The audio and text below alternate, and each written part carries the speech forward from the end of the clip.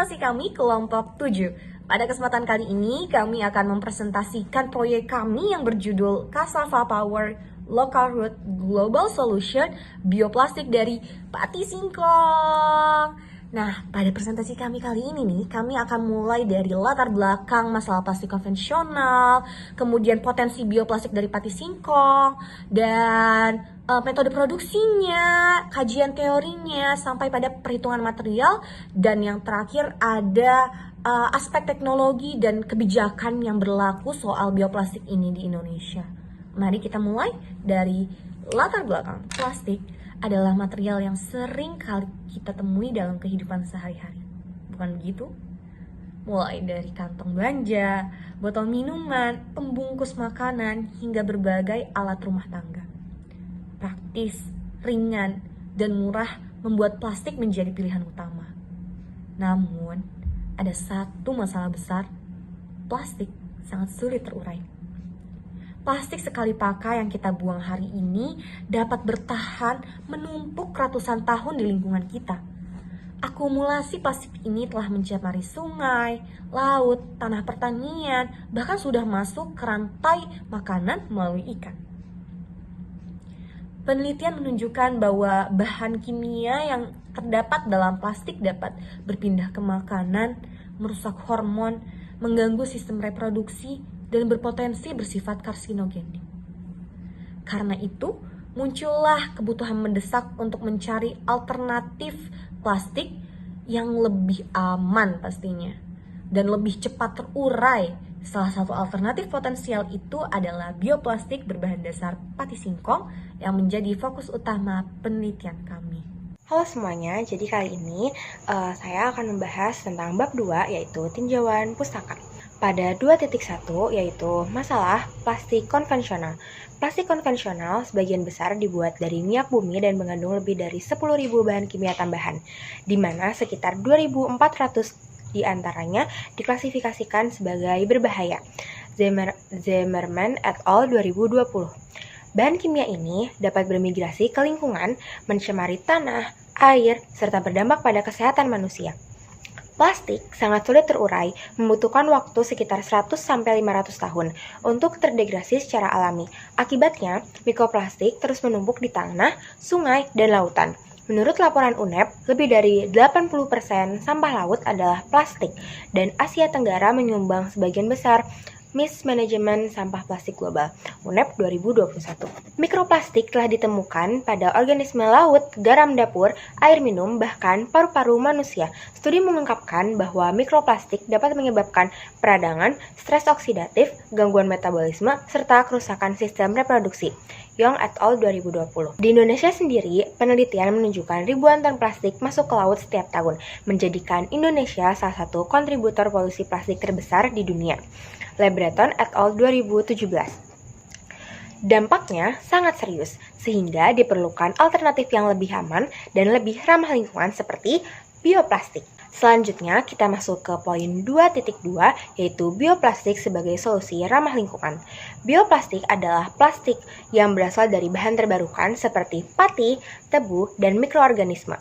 Bioplastik berbasis pati menjadi salah satu kandidat utama karena sifatnya yang biodegradable, murah, dan mudah diproduksi. Menurut European global meningkat setiap tahun dan diperkirakan akan mencapai 2,4 ton per tahun pada tahun 2024, menunjukkan tren pengurangan plastik fosil. European Bioplastic 2020. Nah, keunggulan bioplastik dari bahan alami meliputi jejak karbon lebih mudah, seperti menurut Sati et al. 2021, terdegradasi lebih cepat, aman untuk lingkungan, dan tidak bergantung pada minyak bumi. Karena alasan ini, akhirnya bioplastik menjadi alternatif yang relevan untuk mengurangi limbah plastik sekali pakai. Selanjutnya, kita masuk ke poin 2.3, yaitu jenis-jenis bioplastik. Nah, menurut James Hedin et al. Pada tahun 2020, bioplastik dibagi menjadi dua kelompok besar, yaitu bioplastik biodegradable dan bioplastik non-biodegradable berbasis biomaterial. Nah, kita akan membahas bioplastik biodegradable-nya terlebih dahulu. Jadi, pertama kita akan membahas bioplastik biodegradable terlebih dahulu. Yang pertama ada polyhydroxyalkanoat atau PHA, dan ada polyethylene acid atau PLA, dan starch-based bioplastik. Selanjutnya, kita akan membahas yang kedua, yaitu bioplastik non-biodegradable berbasis biomaterial. Ada dua, yaitu bio-PET dan bio-PE. Bioplastik berbasis pati termasuk dalam kategori biodegradable, sehingga dapat dipecah oleh mikroorganisme dalam kondisi lingkungan tertentu, menurut Kanglo dan Komar di tahun 2022. Selanjutnya, kita akan masuk ke poin 2.4, yaitu singkong sebagai bahan bioplastik. Nah, teman-teman, singkong adalah salah satu sumber pati terbesar di Indonesia. Dengan kandungan patinya sekitar 60-70%, menjadikannya kandidat ideal sebagai bahan dasar bioplastik, menurut Kong et al. 2020. Teman-teman, struktur pati sendiri terdiri dari dua bahan, yaitu amilosa dan amilopektin, di mana amilosa ini mampu memberikan kekuatan dan kemampuan membentuk film, sementara amilopektin ini memberikan sifat lentur. Nah, proporsi kedua komponen ini mempengaruhi sifat mekanik bioplastik. Menurut penelitian Arye et al. 2021, kadar amilosa yang tinggi meningkatkan ketahanan tarik bioplastik. Keunggulan singkong sebagai bahan baku bioplastik yaitu yang pertama, sudah pasti karena harganya murah. Karena dia produksinya di Indonesia ini sangat melimpah, tentu itu menjadikan singkong ini sebagai bahan dasar yang harganya murah. Selanjutnya, sangat melimpah di Indonesia. Nah, mudah dibudidayakan, ramah lingkungan, dan tidak bersaing dengan industri pangan tertentu. Selanjutnya, Indonesia juga merupakan produsen singkong terbesar kelima di dunia menurut FAO 2020, sehingga potensi pengembangan bioplastik berbasis singkong sangat besar. Selanjutnya, kita akan ke poin pembahasan 2.5, yaitu metode produksi bioplastik. Ada 3 metode produksi utama bioplastik berbasis pati. Pertama yaitu casting method, yang kedua ada extrusion method, dan yang ketiga ada compression molding. Yang pertama yaitu casting method. Metode ini paling umum dan sederhana, memanaskan pati dengan air dan plasticizer hingga gelatinasi lalu dituangkan menjadi film, menurut Muller et al. 2017. Selanjutnya, ada cara yang kedua, yaitu extrusion method. Digunakan untuk produksi skala besar dengan kontrol suhu tinggi sehingga menghasilkan film yang lebih homogen, menurut Lockheed Kunjit dan Noam Horn pada tahun 2020. Nah, selanjutnya yang ketiga ada compression molding, yaitu menggunakan tekanan dan panas tinggi untuk membentuk plastik menjadi bentuk tertentu seperti wadah, menurut Reddy et al. 2021. Nah, dalam penelitian ini digunakan metode casting karena yang pertama, peralatannya mudah dan sederhana. Yang kedua, cocok untuk skala laboratorium, dan yang ketiga, mudah mengontrol komposisi bahan. Oke teman-teman, karena dari tadi kita udah bahas seputar bioplastik dan cara dan metode pembuatannya, sekarang kita akan masuk ke poin 2.6, yaitu prospek bioplastik pati singkong di Indonesia. Nah, Indonesia ini memiliki potensi besar karena yang pertama, yang udah dari tadi kita mention nih, produksi singkong nasional sangat tinggi. Kedua, banyak lahan pertanian tersedia. Yang ketiga, konsumen semakin sadar lingkungan. Dan yang keempat, pemerintah mulai mendorong pengurangan plastik sekali pakai. Nah, menurut Kementerian Lingkungan Hidup, Indonesia menargetkan pengurangan sampah plastik hingga 70% pada tahun 2025. Menurut KLHK pada tahun 2020. Namun, terdapat tantangan nih teman-teman. Yang pertama, biaya produksinya belum stabil. Yang kedua, kualitas bioplastik belum sekuat plastik konvensional. Yang ketiga, memerlukan standar nasional untuk biodegradasi. Nah teman-teman, tapi dengan inovasi dan penelitian berkelanjutan, bioplastik singkong memiliki potensi besar untuk menjadi industri nasional yang menjanjikan. Perkembangan bioplastik bermula dari riset dasar tentang pati, lalu berkembang pada modifikasi kimia seperti plastisisasi dan cross-linking. Sekarang, teknologi bioplastik semakin matang karena tekanan global terhadap lingkungan semakin besar. Singkong menjadi pilihan utama karena mudah diolah, struktur kimianya cocok membentuk film, dan biodegradabilitasnya tinggi.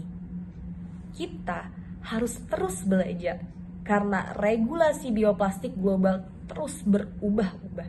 Beberapa konsep penting yang seperti contohnya semulanya bioekonomi, kini menjadi circular economy, yang dimana bioekonomi berfokus pada semua berbasis biomasa, Sedangkan muncullah sirkular ekonomi yang tidak hanya berbasis biomasa, tetapi segala material harus kembali masuk ke siklus. Standar internasional juga perlu diperhatikan seperti ASTM dan ISO untuk kompostabilitasnya. Dan yang paling penting ialah mengedukasi masyarakat agar tidak salah memperlakukan bioplastik. Seperti salah satu contohnya yang paling sering masyarakat keliru adalah mencampur sampah bioplastik dengan sampah plastik biasa, sehingga efeknya tidak maksimal. Jadi teman-teman, tujuan dari proyek ini adalah yang pertama itu mengembangkan bahan bioplastik yang ramah lingkungan dari pati singkong. Yang kedua, mengurangi plastik sekali pakai, terutama dalam ruang lingkup kecil seperti lingkungan kampus. Yang ketiga, mendukung sirkular ekonomi melalui pemanfaatan sumber daya terbarukan. Dan yang terakhir, memberikan solusi yang berkontribusi pada target SDGs, terutama konsumsi dan produksi yang bertanggung jawab serta perlindungan ekosistem. Jadi solusi yang kami tawarkan adalah menghasilkan bioplastik yang dapat mengurangi sampah plastik konvensional. Yang kedua, mendukung petani lokal karena singkong banyak dibudidayakan. Terus yang ketiga, mendukung SDGs 12, 13, 14, dan 15. Dan yang terakhir, digunakan mulai dari ruang lingkup terkecil, yaitu kampus kita tercinta UPN Veteran Yogyakarta. Dengan demikian, solusi ini tidak hanya ramah lingkungan, tapi juga memberi nilai ekonomi kepada masyarakat lokal. Nah, lagi nih paling bawah nih. Aduh, mana nih? Karena itulah perhitungan bahan yang paling penting untuk menghasilkan 50 kg bioplastik dibutuhkan 63 kg singkong segar, 55,44 kg pati kering, 17,41 kg gliserin, dan 10,48 kg cuka. Perhitungan ini mempertimbangkan kadar air neraca massa dan susut bahan. Untuk model pemrosesan bioplastik meliputi 1. Model struktur sifat kinerja menjelaskan bagaimana komposisi amilosa, amilopektin memengaruhi kekuatan dan elastisitas bioplastik. Yang kedua, model gelatinisasi. Pati yang dipanaskan akan mengembang dan melepaskan amilosa membentuk dasar film bioplastik. Yang ketiga, model difusi air.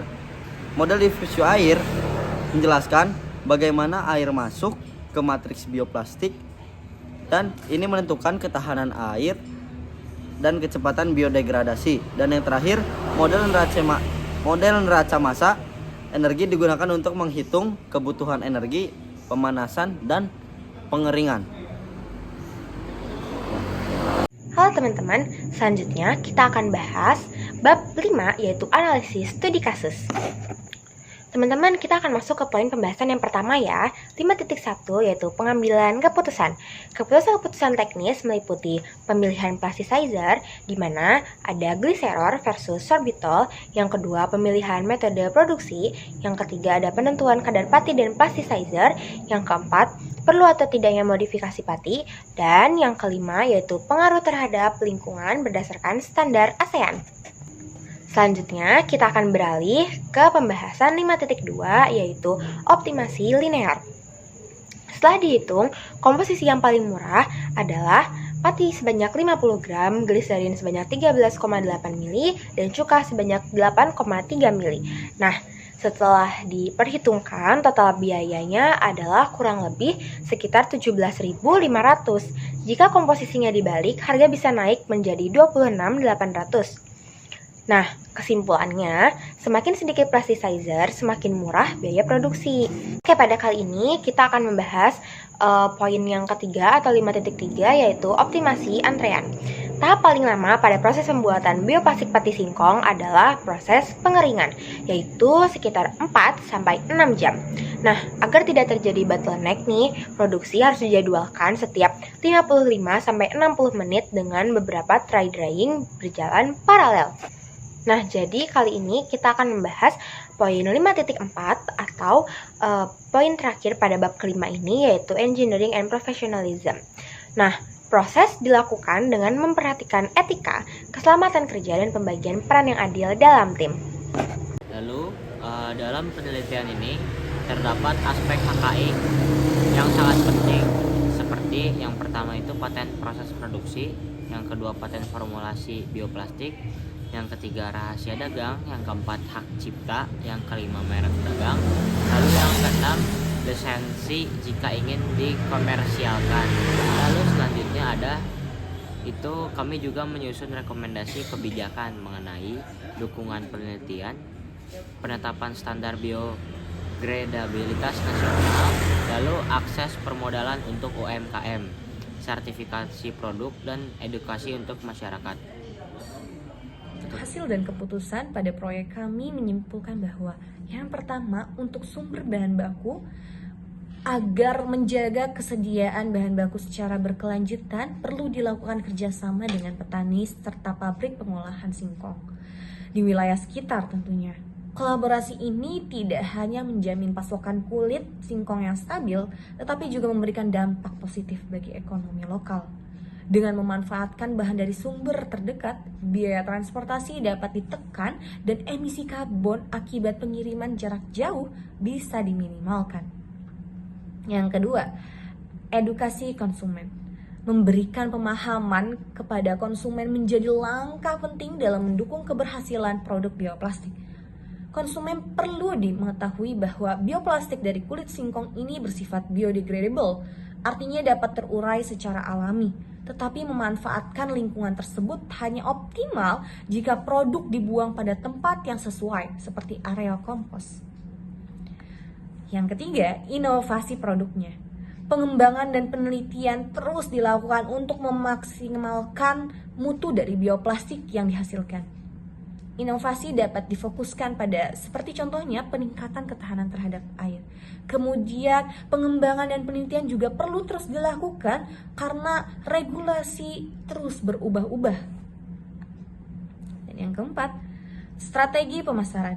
Agar produk lebih dikenal dan diterima masyarakat luas, diperlukan strategi pemasaran yang efektif. Pengenalan produk dapat dilakukan melalui media sosial, pameran produk ramah lingkungan, dan kerjasama dengan pelaku usaha yang peduli terhadap keberlanjutan. Yang terakhir, keberlanjutan produksi itu sendiri. Untuk memastikan keberlangsungan usaha dalam jangka panjang, penerapan prinsip keberlanjutan harus menjadi prioritas utama. Proses produksi perlu meminimalkan limbah, menghemat energi, serta memanfaatkan kembali sisa bahan baku yang masih bisa digunakan. Lalu kesimpulannya yaitu bioplastik dari pati singkong adalah solusi lokal yang ramah lingkungan, mudah dibuat dan mendukung tujuan global pengurangan sampah plastik. Dengan teknologi yang terus berkembang dan potensi sumber daya alam yang besar, Indonesia sangat mampu menjadi pemain utama dalam industri bioplastik di masa depan.